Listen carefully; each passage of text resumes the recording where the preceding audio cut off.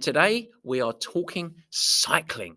In fact, we're going to talk about maximizing your training with a particular focus around utilizing the indoor trainer.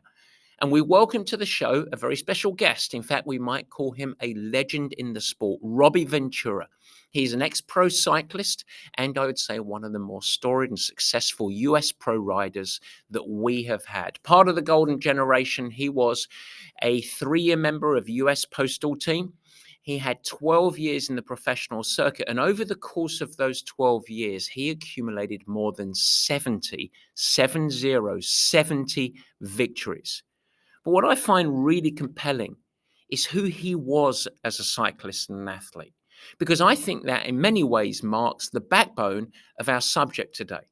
Because Robbie wasn't a guy that just had these huge genetic gifts that enabled him to breeze through victories. He had to be cunning, smart. He had to work his way to get every piece of potential out of the genetic gifts that he was given. And he maximized it through being tactically astute, developing his skills, his management, his planning. He became a great artist on the bicycle. In other words, of the genetic gifts that he did have, he squeezed every piece of speed out of those traits. And in many ways, that's the game that we're playing.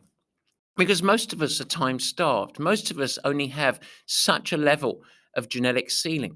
And so we want to work on our fitness, our power potential.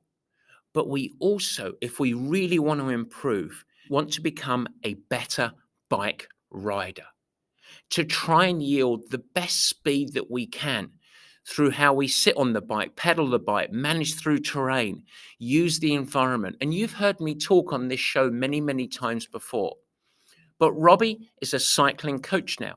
He heads up Vision Quest Cycling based out of Chicago, Illinois, and he is also the founder of Velocity, a cycling platform.